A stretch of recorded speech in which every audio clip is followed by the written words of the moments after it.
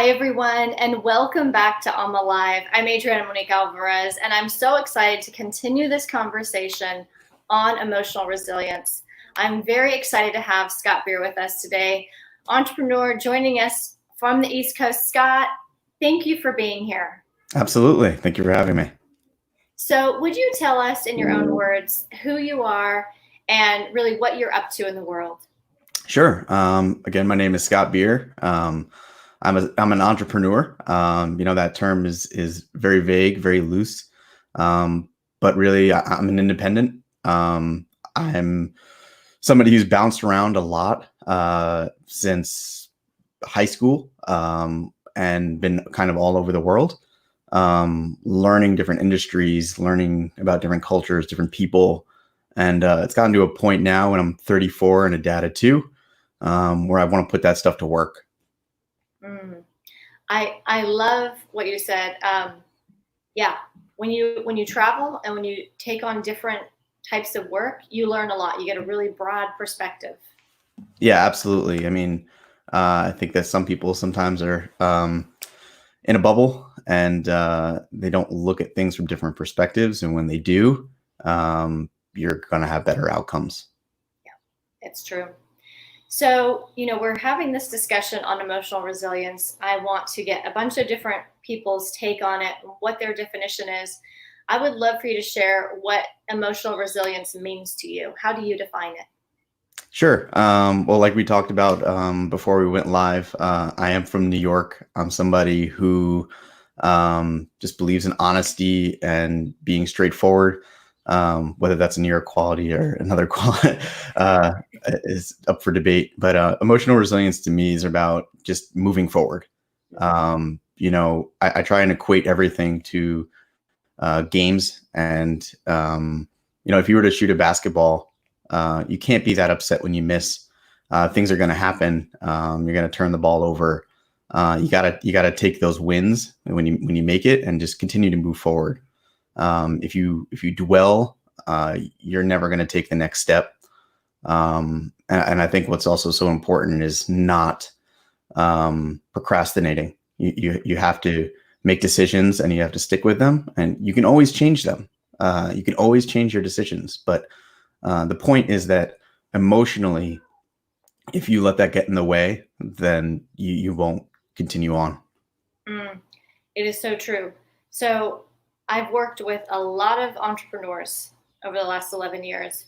And I would say one of the most interesting things, especially if they're in the early stages, is this shock or surprise that every idea doesn't pan out or every sale doesn't go through or and so when you talk about this, don't procrastinate or don't be surprised about having misses, what would you say to someone who somewhere on an internal level, like they are so attached to perfectionism, they are so attached that every single thing has to be the home run?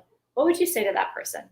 I would say that you're living in a false reality. I mean, nothing is perfect. Nothing is ever going to be perfect. You're never going to be perfect. So stop trying stop trying to strive for that perfection. Again, I'm a big analogies person, but everything that you do, whether it's in business or in life, in my opinion, is a game. And you can continue to modify things as you move along. I mean, I'm starting a company right now.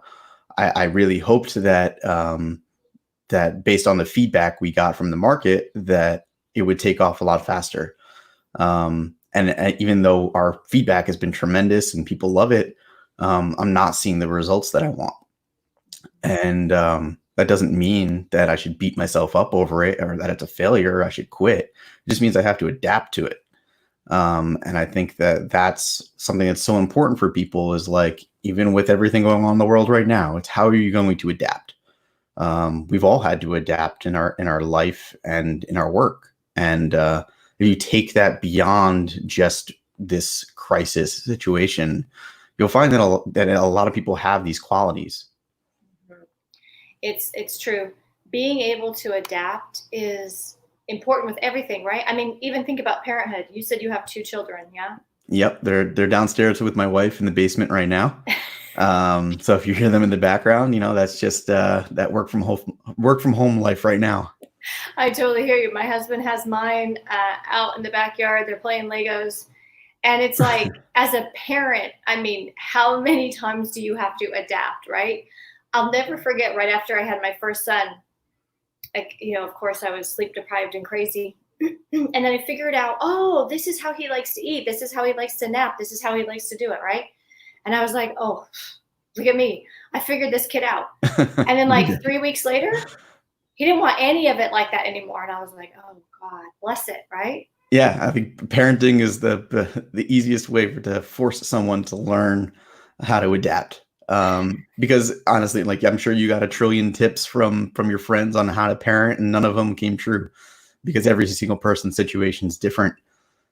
Yeah, I have 2 boys. They're 2 and 1. Oh And my God. yeah, I have 2 boys that are a year apart as well. yeah. The older one will be 3 in June.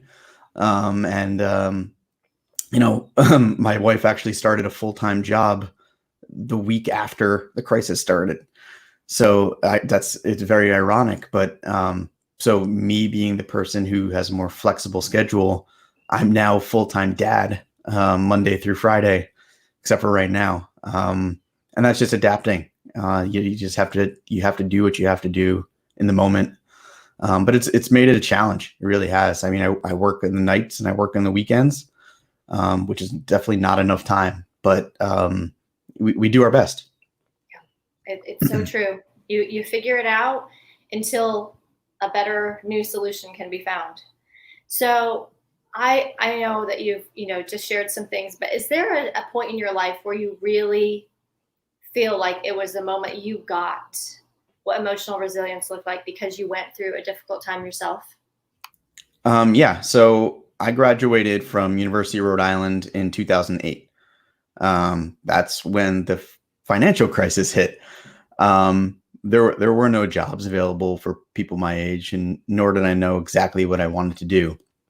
But I knew that I was interested in video production and filmmaking, and so were my friends. So I took my leftover student loan money that I didn't have to give back, and I bought all of my equipment. I became a one-man business, a one-man filmmaker. I knew that if no one else was going to hire me, that I would have more flexibility if I just continued to hustle. So I did that. And then after about a year working with friends and teaching myself everything that I know, I moved to Los Angeles for about 10 days. I wasn't a big fan, and I was also told to get to the back of the line. That doesn't really work for me. I wasn't going to work 5-10 years underneath people who didn't care about me, and it was just a process that you had to get through. So I moved to Boston. I flew from LA to Boston, and I moved in with 2 friends in Boston. Again, still 2009 when it was even worse. And I didn't have a job. I didn't have anything set up. I signed a lease, and I would just figure it out. Did odd jobs, did video production, worked at an outpatient detox facility, like whatever I had to do to be in Boston with my friends, having fun and continuing to learn. And I think that getting through all that and then starting my first company in 2011 really has defined that, like, I can do it. Like, I can do it. I've done it before. I've done it when I had nothing. There was no opportunity in 2008, 2009. So like when all this happened with COVID, I'm not afraid of it, right? Because once you get through certain things, when it happens again, you become desensitized to it. And I've been desensitized to so many things at this point that I could just push forward and be optimistic. I hear you there, because Derek and I started our business in 2009, right? Everyone was the opposite of optimistic at that time. Yeah. I would go to networking meetings and it was like the sky was falling and There's no way we're spending money. Everybody was losing their homes and lost everything in the stock market. So they were, just hanging on, sort of that similar hunker down and, let this pass type of feel. And I agree. When all of this started coming out, we just looked at each other and thought, we started a business in 2009, like we figured if we could figure it out then, we could figure it out now. So I hear you. And it is that decision to do whatever it takes in the moment, to keep trying new things, to keep looking for the solution, to keep focusing on moving forward. What would you say to the person who is dwelling a bit on what's past, what's gone, where they are right now, and they're having a hard time finding anything forward, finding anything to look forward to, finding anything to move towards? What would you offer to them? Yeah, I mean, obviously being stuck in that middle can be really difficult. It can feel like quicksand, where like you want to get out, and every time you try, it gets worse. But the point is if you don't try and get out of the quicksand, then you're gonna stay in it. So you really have to just continue to move forward. I mean, as hard as that sounds sometimes. And I think that the most underappreciated thing that somebody can do is ask for help. Mm. Sometimes it can feel like you're a burden, or it can feel like no one's going to answer that call. But you'd be really surprised how many people are willing to help other people. And when you're at the bottom, wherever that bottom is, you need to be honest. One, I always believe in honesty. If you're not honest about it, then you have nothing to fix. You have to know what the problem is. So if it's debt, you got to be honest about it, and then you have to ask for help, right? And then when you start to get that relief from other people, then you got to take the ball and run with it. If you don't take that opportunity and make it what it's supposed to be, you're going to find yourself at the bottom again. But that doesn't mean you can't ask for help again, and you can't just go through the process again. I mean, this is the problem that a lot of people find themselves in. But I mean, I would say, you have to find that angle. And you also have to remember that like everything's going to be okay. Just give it time. People don't give things enough time to develop. They want things to be instant fixes. And even though we can get our packages in a day from Amazon, we can't get our solutions in a day. That is so true. And it reminds me, this was a few weeks ago, I saw someone on LinkedIn, and he did just that. He talked about the position he lost.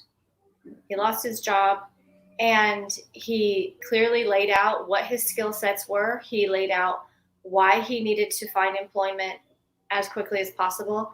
He had a list of people who could help him, the types of introductions that would be helpful to him. He laid it all out. He was very clear. And there was about 350 people that jumped on his post and started connecting him, started giving him ideas, started supplying him with resources. And I thought, you know what? I know there's a lot of people on LinkedIn who need help right now, but this is the one person who was willing to ask for it, and he got it. Yeah. Again, sometimes you have to put yourself out there. That's a really emotional thing. I mean, if I told you, hey, if you ask for help, that somebody's going to answer the call and you're going to get help, you'd probably do it. But it's the emotional side of that decision that holds you back from doing it. So when we talk about emotional resilience, sometimes it's, just being vulnerable. But understanding that like, it's just a piece that you have to play to get to where you have to go. And appreciate those people who do answer the call. Not to burn those bridges or make them think twice about it, because your reputation matters too. I love that. So Scott, how can people connect with you? Over on LinkedIn? Is that the best place? Yeah. I think for something like this, unless you want to see photos and videos of my kids and all that family stuff. On LinkedIn, just Scott Beer. I don't even know what the URL is, but I can pop it in. Yeah, you can certainly find me there. Okay, excellent. So tell me how you are personally, how you're personally using this time. Yeah, so I'm actually adapting as we're going. Like I said, I started a company about a year ago. It's a car product company and for car enthusiasts. And here in the Northeast, we don't have car shows and all the stuff that we set up that we were gonna do this summer. Being out at racetracks and talking to lots of people and showing our product, that's just not going to happen. So I'm definitely working in some video production again and trying to make things like that happen. And I'm also going to be starting a new company that's just working to help companies with digital solutions and based around e-commerce and creative marketing. So that's something that I'm going to launch in June, and that's something that I just started 2 weeks ago, right? So it's adapting to and staying flexible to the changing world. Something that I can do much more as an entrepreneur and an independent than if I was a big company, right? So I've been working with a great gift shop here in Rhode Island, and their store is closed. And they had no e-commerce, and it's Mother's Day, and they have all these great gifts and chocolates. We got their e-commerce website set up in 3 days, and they just destroyed their business in a good way. Yeah. They crushed Mother's Day. They're so thankful, and I did that for them entirely for free to show what's possible, to start to build a resume that this is something that can be done. So that's what I've been working on, and something that I plan on launching in June now.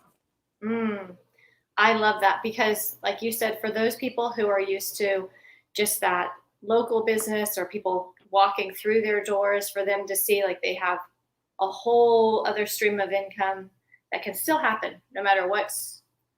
Yeah. I mean, I think everyone at some level should be an entrepreneur.